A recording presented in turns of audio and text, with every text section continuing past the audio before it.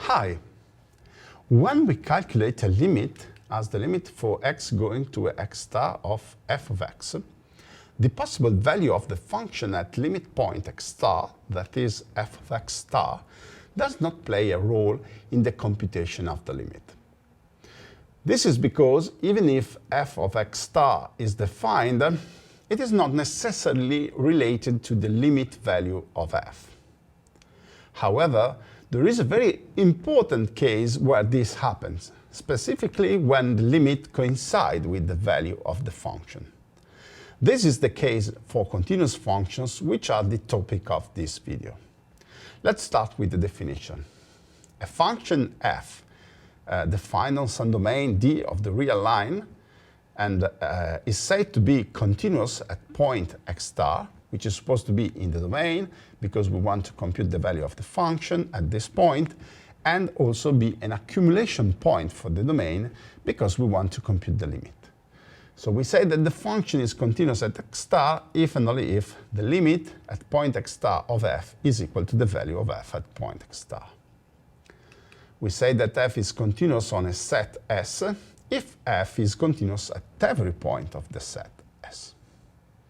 A very important fact is that all the elementary functions like constants, absolute value, powers, exponentials, logarithms, trigonometric functions are continuous on their domains.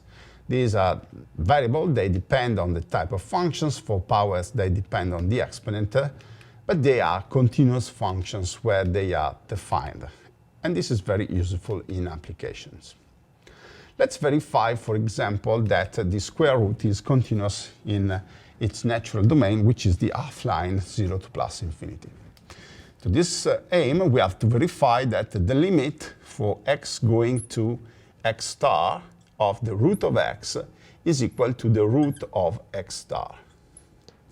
Now, we may start saying that we want to prove that the difference between root of x and root of x star is small in absolute value. So the distance between these two numbers is small. Now, we rewrite this by doing this trick. We multiply and divide inside the modulus by the sum of the two roots, in such a way that when we have this minus this, so a minus b times a plus b, we get a squared minus b squared. So the roots disappear, and this gives x minus x star divided, and in the denominator we have the sum of the two roots.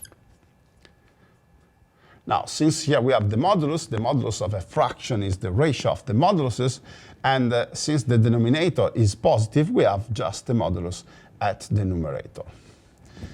Now, we may observe here that this denominator is larger than root of x star, because the root of x is positive. So we can say that this is, if we decrease the denominator, we increase the fraction. So this is less or equal than the absolute value of x minus x star divided by the root of x star. This, of course, if this number is non-zero, so if x star is strictly positive. Now, what happens? That when x goes to x star, the distance between x and x star goes to 0, and therefore this fraction goes to 0. As a consequence, this absolute value, so the distance between the two roots, by the squeeze theorem, is forced to go to 0. And this means that root of x goes to root of x star, which is the conclusion. So see, this argument says that the root is continuous at every point x star strictly positive. For x star equals 0, the argument must be modified because we cannot divide by 0. However, in this case, we have to show that root of x goes to 0. And we may observe that root of x, which is always positive, is smaller than something if and only if x is positive and smaller than the square of something. So we can use the definition directly here to check the limit. So if we take a sequence xn of points that goes to 0 positively, because to compute the root we cannot take the negative numbers, then we can say that for n large, xn will be between 0 and epsilon square. So we can say that xn will be between 0 and epsilon square at least for n larger than some initial index, capital N. But then, because of this equivalence, we have the root of xn will be between 0 and epsilon. And this precisely means that root of xn goes to 0. So we show that when x goes to 0, the root of x goes to 0. And this is precisely the definition of limit. So we have that the function is continuous also at x star equals 0.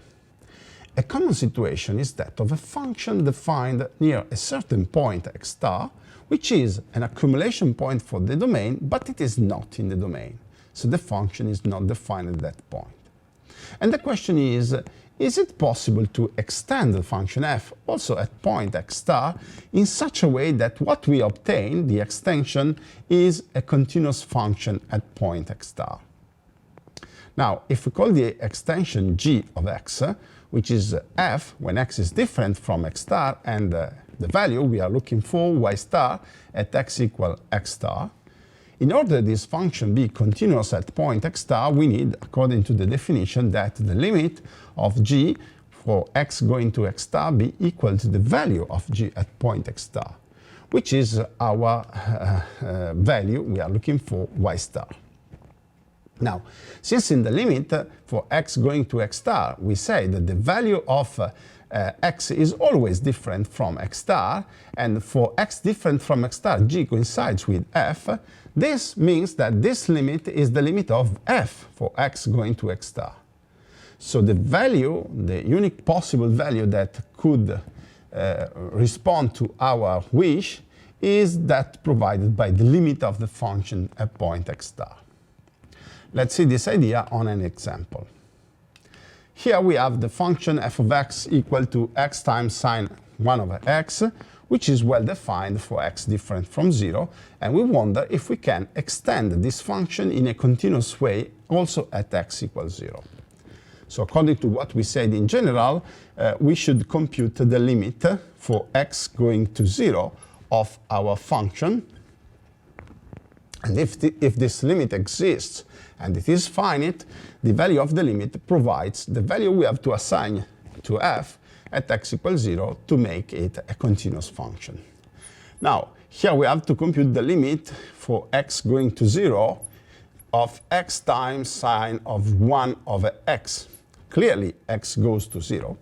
While about sine of 1 over x, it's not true that it goes anywhere, because the variable 1 over x has not even a limit for x going to 0.